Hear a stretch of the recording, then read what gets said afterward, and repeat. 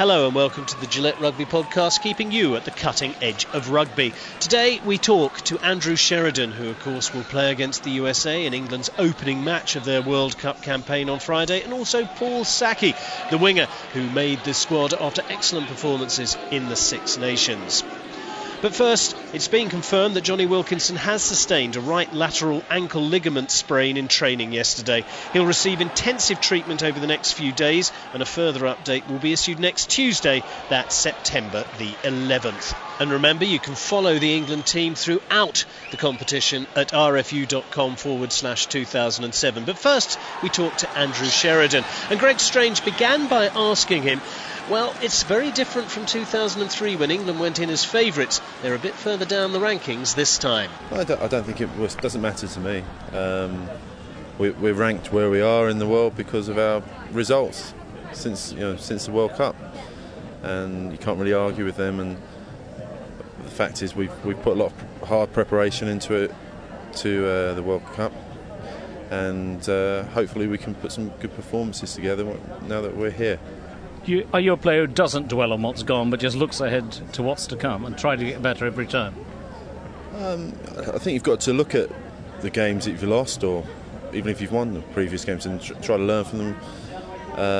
But it's no point in, as you say, dwelling on them too much, because you've got to look to improve and produce better performances and better results. Well, the opening two games are against the United States that ought to be straightforward, but straightforward games sometimes aren't. And then, of course, you've got the Springboks. It's a pretty interesting couple of weeks ahead.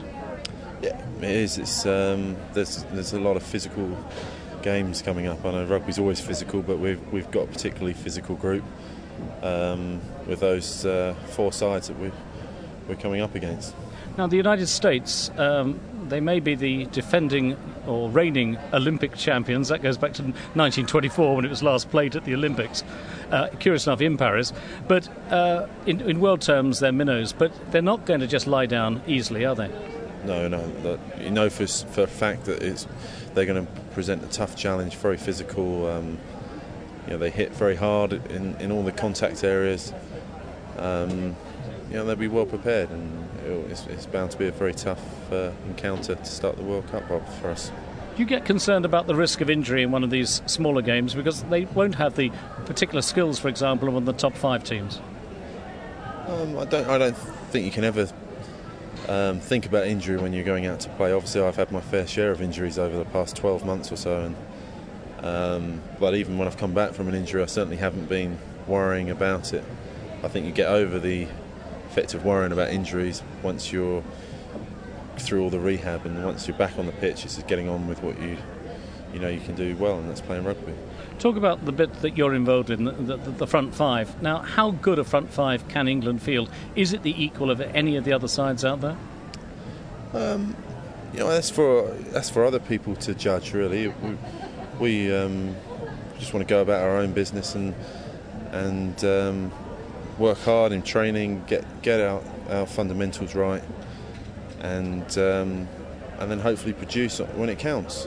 But it's not for us, I don't think, to talk ourselves up. It's for us to try to produce performances when it matters. How much pressure is there on you, for example, for the place that you want to occupy? Who you're up against, and how hard is it to be in the same squad when you're battling for that starting position? Well, there's four props in the squad, and all four can play loose head, so it's obviously a competitive position. But again, I don't think a lot about what's the competitive side of it. You just worry about doing things as well as you possibly can, and that's the way I look at it. Let's talk about Team England, defending World Cup holders of the Webb Ellis Trophy, written off by a lot of people in Fleet Street. Has that produced a sort of sense within the squad of us together against the world, and is that a healthy thing on which to build?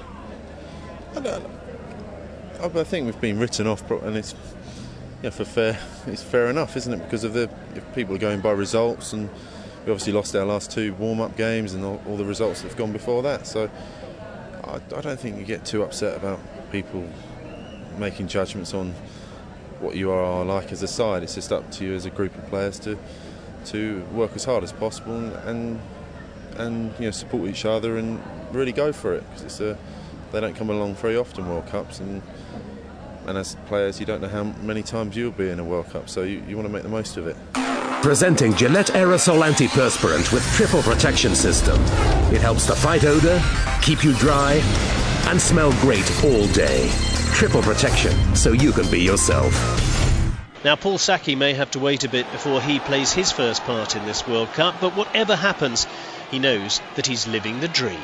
It's a dream. It's a dream for any rugby player that's out there who aspires to play rugby. It's one of the biggest stepping stones you can do in rugby. So it's always been a dream of mine since I've been playing rugby, and to be here now at this stage of my career, it's amazing. And I've worked hard over the last couple of years, and I've always this is what I've worked my game on to get to in the last couple of years, and now I'm here. It's like an achievement in myself that I've done throughout the last couple of years, and I'm just happy to be here. And it's amazing. The atmosphere out here is really good, and I just can't wait to get on with it. Now, you've played obviously at very high level at international. Do you have any idea, is Rugby World Cup as tough as, say, the Six Nations, or is it actually tougher because it goes on longer?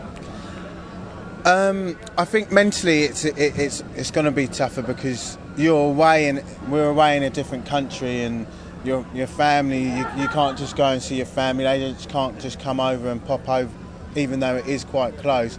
It's mentally, it's probably going to be mentally tougher on the lads, but it will be tough as well. The games are going to be physical.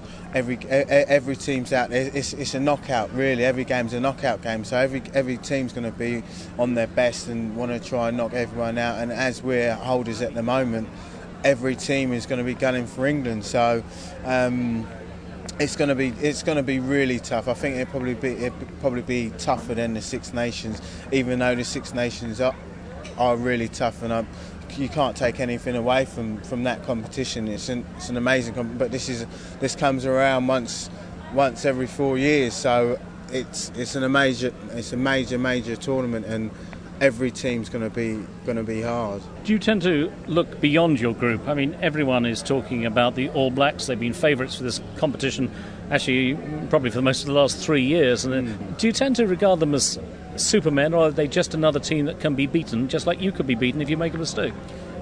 Yeah, well, I think in the last 3 or 4 World Cups they've always been favourites anyway, do you know what I mean? So they're always going to be there or thereabouts when it comes to these competitions, and their preparation has been outstanding.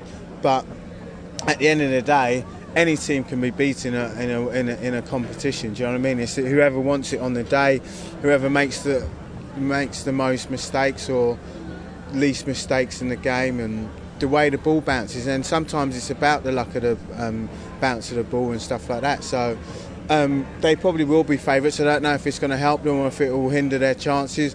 Whereas we're underdogs, it probably takes a little bit less pressure off us, so we can go in and just play, because people have written us off already. So we can go in there, and if we lose a game, the critics will just be like, oh, same old England. If we win, they might start getting behind us. So I think the underdog tag on us at the moment could be a benefit to us. OK, that's it for this week. Remember, you can have the podcast sent directly to you by subscribing. Go to rfu.com/2007 and follow the links on podcast. In the meantime, we'll be back again tomorrow for more from the England team at the Rugby World Cup. To get behind the scenes in the Gillette locker room, where you can watch the biggest names in rugby union and have the chance to win exclusive prizes, including tickets to sell-out games and signed merchandise, go to www.mygillette.co.uk.